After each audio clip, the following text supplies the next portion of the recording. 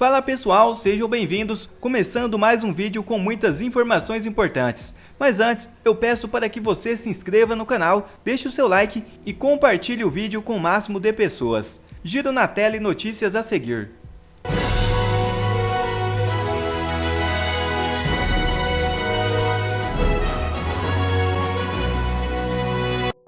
Estamos sendo vigiados. TSE e STF contratam empresa de monitoramento para as plataformas digitais. Ouçam isso com atenção.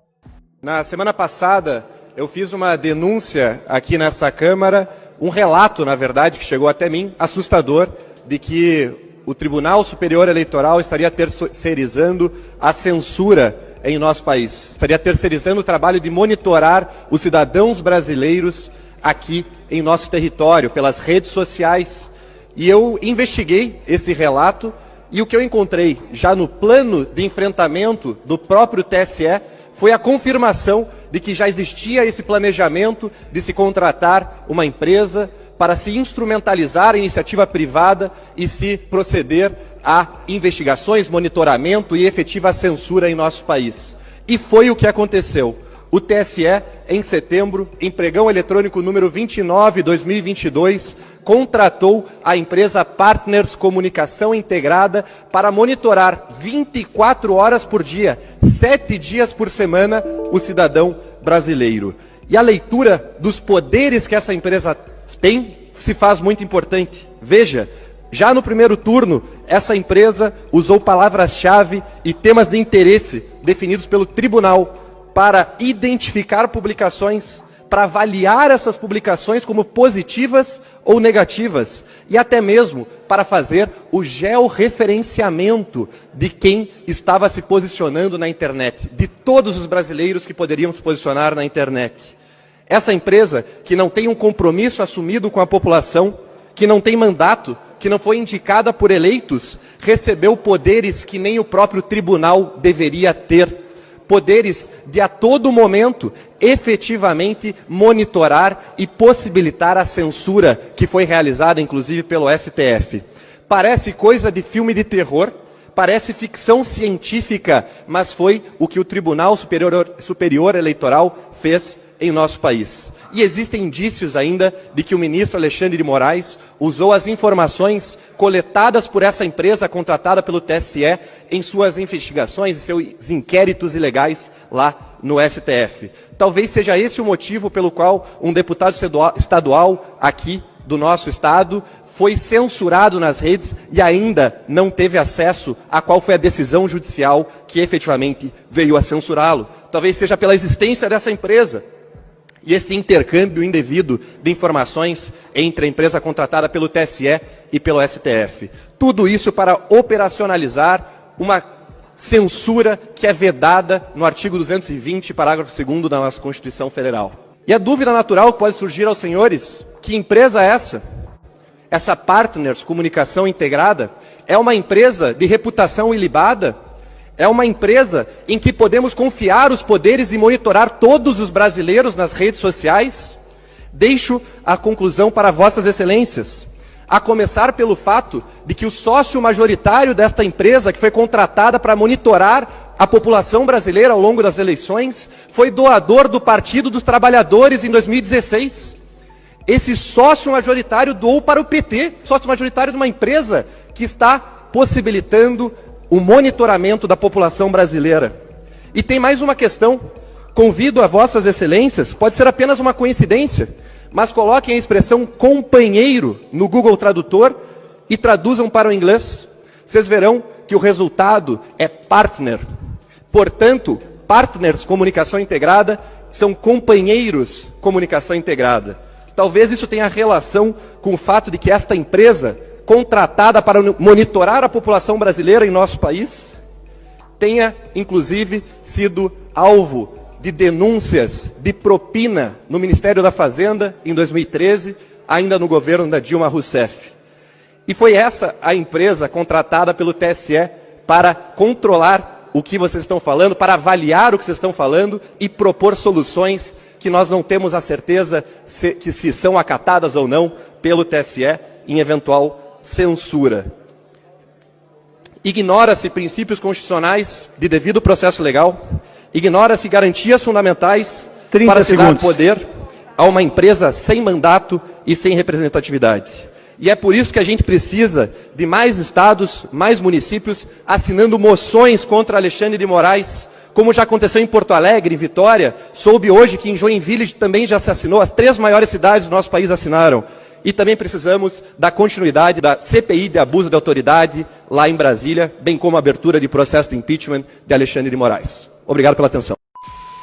Ministros do STF avaliam pena maior para quem planejou e financiou atos do 8 de janeiro. É isso mesmo. Os ministros do Supremo Tribunal Federal têm defendido internamente penas maiores para quem planejou e financiou os atos do 8 de janeiro. A informação é da CNN Brasil.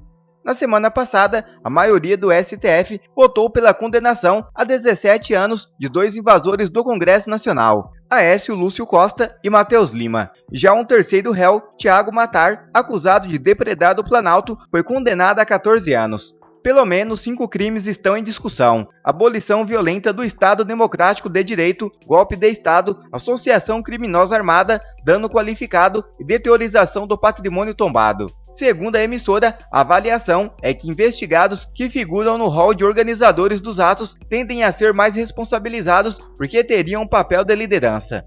O ato de planejar e financiar, de acordo com a CNN, seria mais complexo do que a própria invasão e depredação em si, visto que os acusados teriam premeditado o alcance violento dos atos. O senador Eduardo Girão se pronunciou pelas duras penas aplicadas pelo STF. Veja o vídeo. É um julgamento político, mais um em curso na nossa Corte Suprema.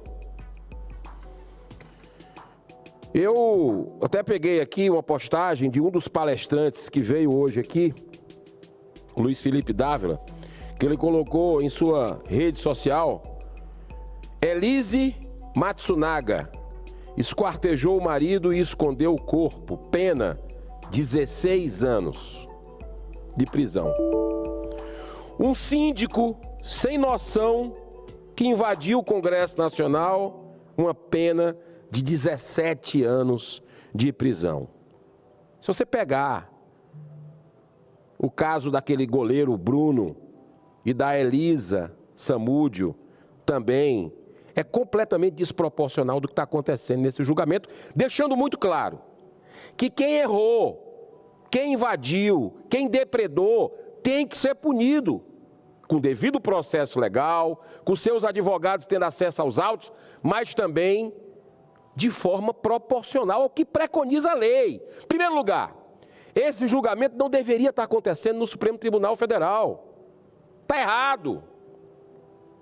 A Constituição do país tem que ser obedecida. Era para estar na primeira instância. Por que essa usurpação desse poder que manda e desmanda nesse país, por omissão nossa? Também é bom que se diga, eu como um dos 81 senadores, mas peço desculpa pela minha parte que me cabe à população brasileira, porque só existe esse avanço, só existe esse desrespeito ao parlamento, porque o Senado ainda não deliberou sobre um pedido de impeachment de um dos ministros, que tem aí mais de 6 dezenas engavetados, nunca deliberou, mas pelo menos começa a reagir quando o presidente dessa casa, Rodrigo Pacheco, numa invasão deliberada de competência do que nós já votamos aqui, eleitos por vocês, pelo povo brasileiro, para fazer esse trabalho. Quando a gente diz que a tolerância é zero na questão do porte de drogas, o STF vai lá e quer definir, liberar a quantidade para porte de droga. Ora, bolas, nós já fizemos esse trabalho aqui e o presidente Rodrigo Pacheco foi firme.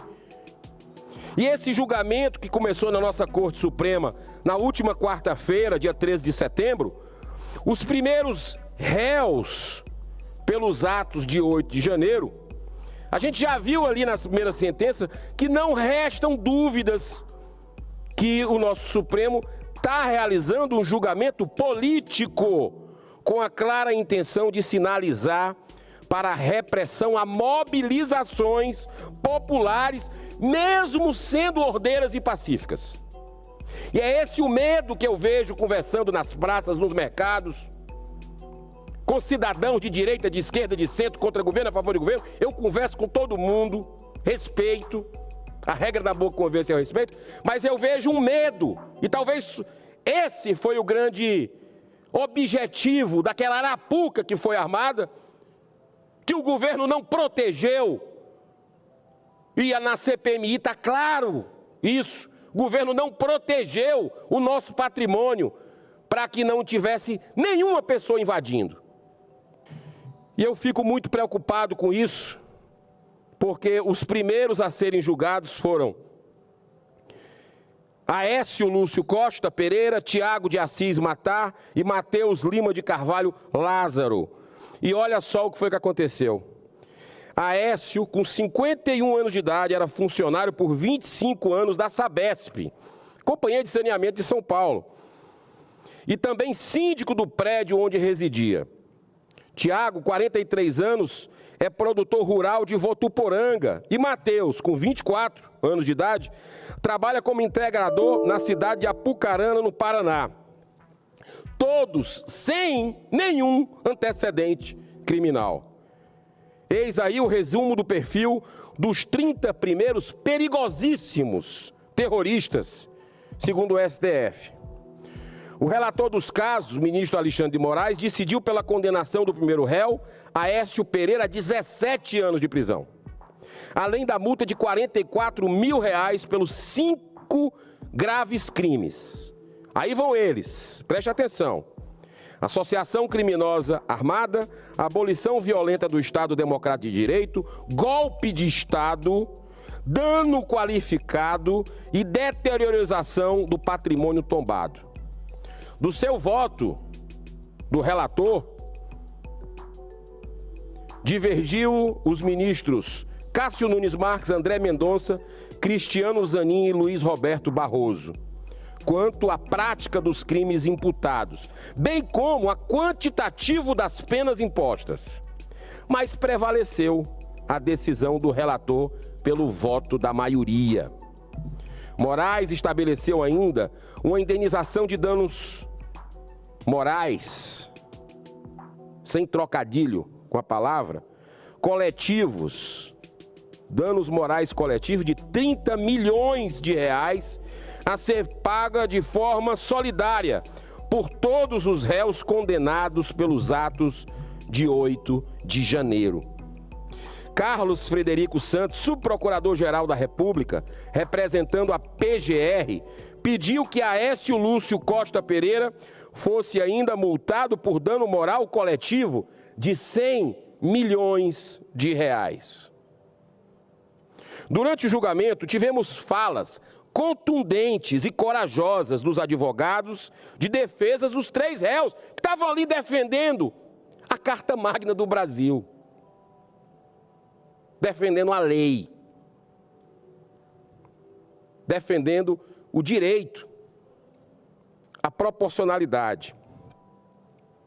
Cabe destacar a corajosa defesa do ex-desembargador Sebastião Coelho da Silva, que questionou a legitimidade do julgamento feito pelo STF, quando os réus deveriam estar sendo julgados, como eu falei no início, na primeira instância. Isso é óbvio. Qualquer aluno no primeiro semestre do direito sabe disso. Mas no Brasil, a cegueira está tomando um ponto tão absurdo que nós estamos vendo esse tipo de arbitrariedade, esse tipo de inversão. Ele falou, ex-desembargador Sebastião Coelho, advogado de um dos réus. Abro aspas. O STF é ilegítimo para julgar o caso. Afirmou e que submeteu muitos inocentes à tortura psicológica. Sebastião Coelho vai passar a responder procedimento de apuração disciplinar para analisar sua conduta enquanto magistrado, movido pelo Corregedor Nacional de Justiça no CNJ. Tal procedimento tem o claro objetivo de intimidá-lo, claro, como o sol. A coincidência da abertura de um procedimento, de quebrando conta dele, porque está enfrentando o sistema, está defendendo o brasileiro, está defendendo a lei. É um homem honrado, tem honra. E é isso que a gente precisa. Cada vez mais no nosso país, independente de onde você trabalha, é hora do cidadão de bem, é hora de quem tem honra se posicionar, escrever artigo, falar com a sua família, com seus colegas de trabalho, dos abusos que estão acontecendo no Brasil em pleno século XXI, vindo daqueles que deveriam ser os primeiros a guardar a nossa Constituição, nossa Carta Magna. O advogado criminalista Henry Cathy-Hickel Jr., que representou o segundo réu, disse que o ministro Moraes passou de julgador a acusador e teria rancor contra patriotas, entre aspas. Palavra dele. Ou seja, contra, abro aspas de novo, aqueles que amam seu país, fecho aspas. Após fazer essa defesa, ele foi inexplicavelmente e sumariamente expulso do partido Solidariedade, a qual era filiado. O sistema é pesado. Aí entra sistema de partido político. O cara dá uma declaração no STF defendendo o seu réu e pode usar os argumentos que tiver. Aí o partido dele, que ele tinha filiação, expulsa o cara. Olha o Brasil que a gente está vivendo, que não convive com o diferente, que faz os caprichos dos poderosos. Vamos ficar calados a isso? É esse o povo libertário do Brasil? Ficar calado a esse tipo de abuso? Já a advogada do terceiro réu, Larissa de Carvalho, chorou durante a defesa e disse, abre aspas, todas as sentenças já estão prontas, fecha aspas. Mais desarrazoado ainda foi o comportamento da OAB. Cadê a OAB para defender os advogados? Mas foi pior ainda. O presidente do Conselho Federal da Ordem dos Advogados do Brasil, José Alberto Simeonetti, mesmo sendo testemunha de todas as violações impostas ao advogado dos presos, que tiveram uma dificuldade enorme para ter acesso aos autos, uma série de arbitrariedades que nós vimos e denunciamos aqui nesse plenário, na CPMI. Eu fui a Papuda e fui a Colmeia algumas vezes. Agora olha o que o presidente da OAB fez depois desse desabafo dos seus colegas advogados, dos argumentos que eles usaram durante o julgamento. Olha o que o presidente da OAB fez. Você acha que ele foi em favor dos advogados? Não, ele entregou à presidente do STF, Rosa Weber, um ofício manifestando a confiança nos ministros do STF e na, abre aspas, correta condução dos trabalhos, fecha aspas. Bom, quer receber mais conteúdos como esse? Então inscreva-se agora mesmo no canal, deixe o seu like e compartilhe o vídeo com o máximo de pessoas. Assim você vai estar me ajudando demais. Fico por aqui, um forte abraço e que Deus abençoe a todos. Brasil acima de tudo e Deus acima de todos.